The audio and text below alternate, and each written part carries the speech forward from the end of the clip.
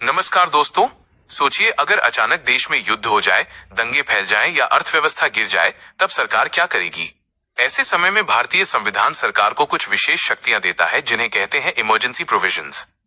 आज की वीडियो में हम जानेंगे इमरजेंसी क्या होती है, कितने प्रकार की होती है, कौन लगाता है, कितने समय तक रहती है, नागरिकों पर क्या असर पड़ता है और इतिहास में कब लगी है। तो वीडियो को अंत तक जरूर देखना। इमरजेंसी प्रोविजंस क्या हैं? इमरजेंसी प्रोविजंस भारतीय संविधान के पार्ट 18 आर्टिकल 352 से 360 में दिए गए हैं। जब देश की सुरक्षा, संविधान या आर्थिक स्थिरता खतरे में हो, तब सामान्य शासन को बदलकर विशेष शासन लागू किया जाता है। इसी को इमरजेंसी कहते हैं। इसका उद्देश्य है देश को संकट से बाहर निकालना। इमरजेंसी लगाने की प्रक्रिया। इमरजेंसी राष्ट्रपति लगाते हैं, लेकिन यह फैसला मंत्रिमंडल की लिखित सलाह पर होता है। इसके बाद संसद की मंजूरी जरूरी होती है। दोनों सदनों से बहुमत से पास होना चाहिए। अगर संसद मंजूरी न दे तो इमरजेंसी अपने आप खत्म हो जाती है। इमरजेंसी के प्रकार डिटेल्स में। नेशनल इमरजेंसी आर्टिकल 352 लगती है जब युद्ध हो, बाहरी आक्रमण हो या आर्म्ड रिबेलियन हो। पहले इसे इंटरनल डिस्टर्बेंस कहा जाता था, लेकिन 44वें संशोधन के बाद इसे आर्म्ड रिबेलियन कर दिया गया। प्रभाव।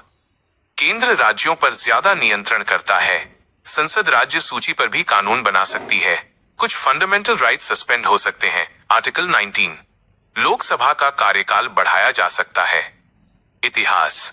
भारत में नेशनल इमरजेंसी लगी 1962, China war 1971, Pakistan war 1975, internal emergency. State emergency बालाओश प्रेसिडेंट रूल आर्टिकल 356, जब राज्य सरकार संविधान के अनुसार काम न कर पाए। प्रक्रिया। राष्ट्रपति राज्यपाल की रिपोर्ट पर प्रेसिडेंट रूल लगाते हैं। मुख्यमंत्री और कैबिनेट हट सकती है। विधानसभा निलंबित या भंग हो जाती है। समय सीमा। पहले 6 महीने, अधिकतम 3 साल तक बढ़ सकती है, संसद की मंजूरी से। प्रभाव। केंद्र राज्य प्रशासन चलाता है। राज्यपाल राष्ट्रपति के नाम पर शासन करता है। फाइनेंशियल इमरजेंसी आर्टिकल 360, जब देश की आर्थिक स्थिति खराब हो जाए। प्रभाव। केंद्र राज्यों के बजट को नियंत्रित करता है। कर्मचारियों की सैलरी घट सकती है। राष्ट्रपति धन संबंधी निर्देश दे सकते हैं। Warning sign. आज तक भारत में फाइनेंशियल इमरजेंसी कभी नहीं लगी। फंडामेंटल राइट्स पर असर।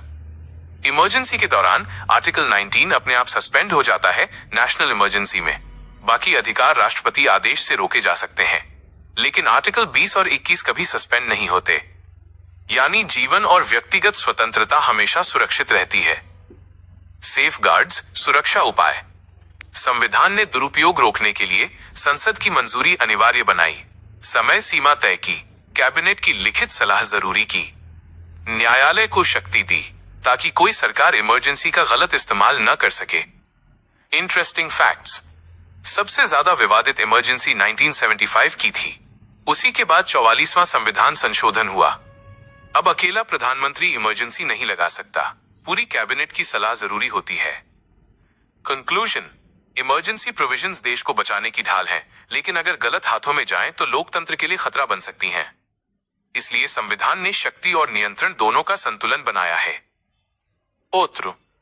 अगर वीडियो पसंद आए तो लाइक करें, सब्सक्राइब करें, बेल आइकन दबाएं।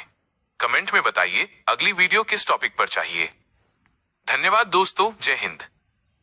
इस स्क्रिप्ट का ढांचा बहुत ही स्पष्ट और जानकारीपूर्ण है। क्या आप चाहेंगे कि मैं इनमें से किसी विशेष आपातकाल जैसे 1975 की इमरजेंसी पर अधिक विस्तार से जानकारी दूं, या इसके कानूनी पहलुओं पर कोई और मदद करूं?